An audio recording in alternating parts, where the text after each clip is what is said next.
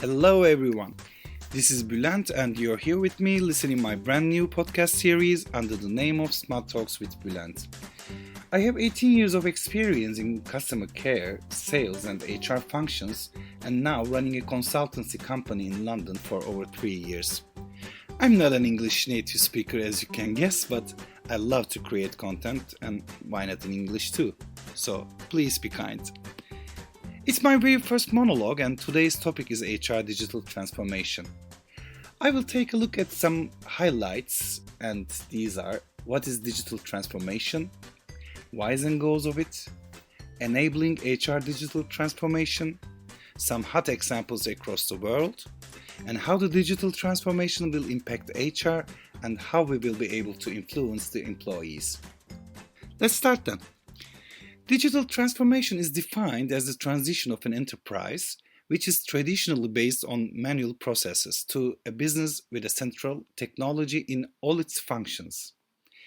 In addition to digitalization, any change that takes technology to its center also causes a change in the culture and mentality of an organization, and this change starts from leadership, as usual. HR digital transformation, in short, is the process of making operational HR processes automatic and data-oriented.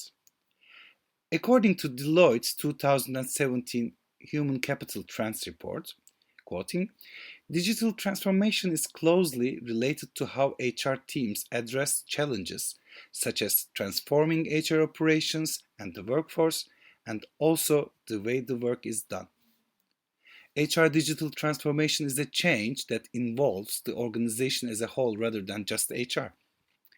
George Westerman, who is a researcher in MIT, says, quoting, when the digital transformation is done right, it's like a caterpillar that turns into a beautiful butterfly. But when done wrong, all you have is a really fast caterpillar. As a general rule, any HR transformation, whether digital or not, must be planned with a clear goal in mind. Often companies still seem to feel peer pressure. All of the competitors are doing digital, so they might think they have to do something about it as well. However, digitalizing HR processes only for this reason may not be very economical. A transformation that is implemented without a proper analysis leads to an expensive implementation that does not meet the real needs of the business. So, what should be the goals of HR digital transformation? For example, automate processes and reduce time spent on repetitive tasks. Maximizing employee experience. To use the time we gain from the operation as an output of a successful digital transformation in strategic works such as improving workforce processes and increasing productivity. So, how about enabling digital transformation in HR? Vizier is a Canadian-based company which provides pre-built analytics solutions to its clients. Dave Weisbeck, the strategy officer of the company, says, what did we misunderstand about the HR transformation? Quoting, I will take a bold attitude here, and I will immediately stop the transformation work of any business that's currently undergoing or considering HR transformation if your stakeholders cannot clearly explain why, and I suggest you to know how to measure success quantitatively. Actually, this is the first step, asking the right questions at the beginning of the transformation. So, here is some tips for the beginning. Number 1. Identify the goal you want to achieve by applying the digital transformation of HR. There should some questions to identify it. Will it make things easier for anyone affected by the process? So, will digital transformation benefit the end user? Can the goals you set be measured? Will it have a positive financial impact on business? Number 2. Determine with whom to implement this transformation. Line managers and HR, of course. They should take responsibility for this transformation because any changes with HR practices directly affect the line managers and their teams, of course. Number 3. Additional resources for the digital transformation process can be hired if necessary. Probably you'll need tools and experts to perform the transformation. For example, if you plan to use artificial intelligence for a process, you may need to work with a data scientist. Define a time frame where you will determine if a particular tool is successful. Each process should be given a certain amount of time to show the value it adds to the company. For example, if you are going to implement a new application tracking system, uh, you will need maybe a quarter of a year, and it might be sufficient to tell you if it can provide you a quality candidate database. Number five, determine which processes will come to an end as a result of digital transformation. When you determine the processes to be shelved and when the time comes, reorganizing the structure with a less hierarchy may be required. Number six, prepare your employees for change. A change in HR processes means that all involved stakeholders must be prepared for this change. For example, starting on a small scale can minimize the impact of failure. Implementing feedback and learning from a pilot project to a company-wide project is much better than making mistakes on a large scale. Number seven, last but not least, creating a digitalization culture. The essence of HR's digital transformation is creating a digitalization culture. Accenture CIO Andrew Wilson says, quoting, "In order to ensure a smooth digital transformation, it's essential for organizations to put their employees in the first place instead of technology. This allows users to adopt new technology." Let's park it here for a moment. I will come to Andrew Wilson again soon.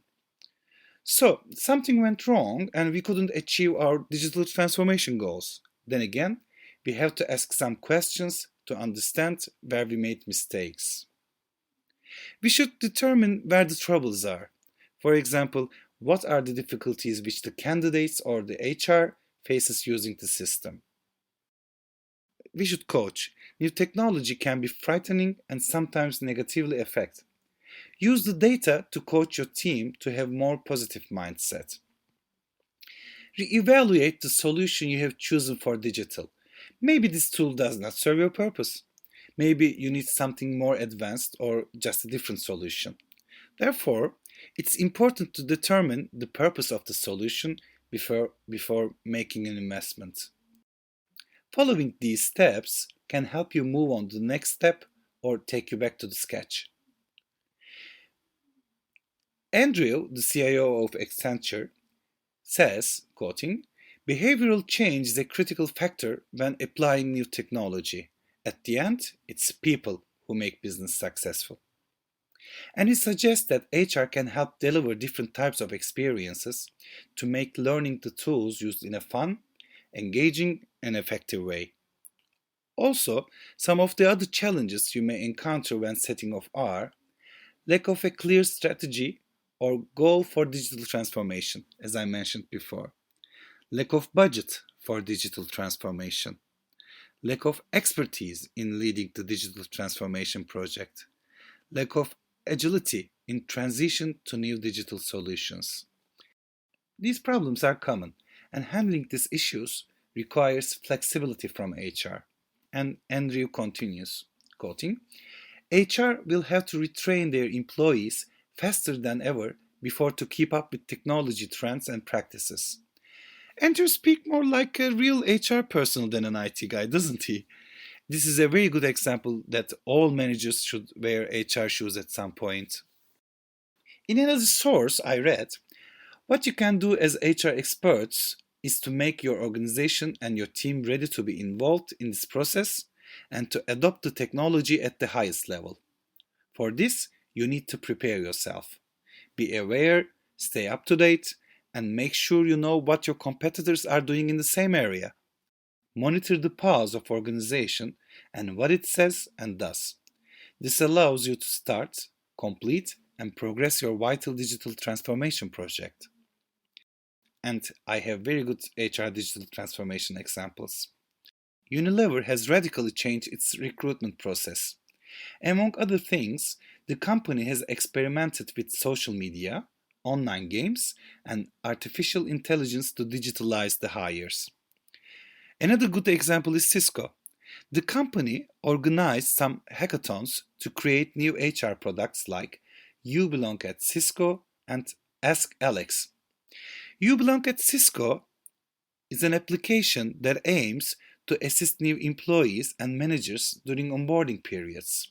And the other one, Ask Alex, is a voice command application that gives instant answers to various HR questions such as leave policy or expenses, etc.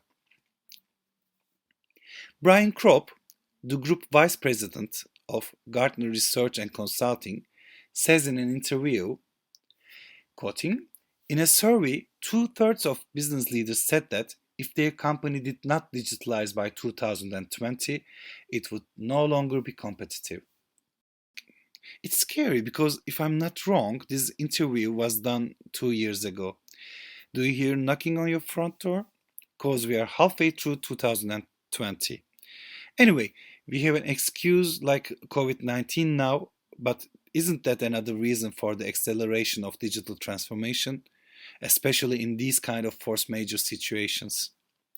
And Kropp continues to tell us, quoting, but in HR, digitalization changes everything from basic functions like the way we hire and develop talent to bringing new loads like increasing performance. We found that 88% of chief HR officers said they should invest in 3 or more technologies over the next 2 years. This is a huge undertaking, and it's not surprising that many managers feel completely lost. Is this a warning that we can use to understand where we stand in digital transformation? Anyway, I kept giving examples from companies that already put the technology on their core. But, for example, a very different example, hotel chain Hilton has automated the scanning process to find passive signals of candidate interest. At the heart of the process is an algorithm that Hilton's HR team has created to identify the best candidates based on collecting data from current high performance employees. They were able to filter the front end candidates and focus on the best ones. The results prove that when you provide focused information and intelligently guide candidates with digital techniques like this, the number of regrets is reduced by 75%. This is a very great improvement. In the interview, there is also good data to convince the managers who resist change. He says that in the last decade, the average number of employees reporting a manager has increased by 50%. This has reduced managers' monitoring capacity on how employees spend their time. Only 18% of employees say their manager understands what their daily work looks like. As a result, if we determine the digital management style, we have the chance to increase the participation of the employees up to 40% and the rate of retention in the organization up to 20%.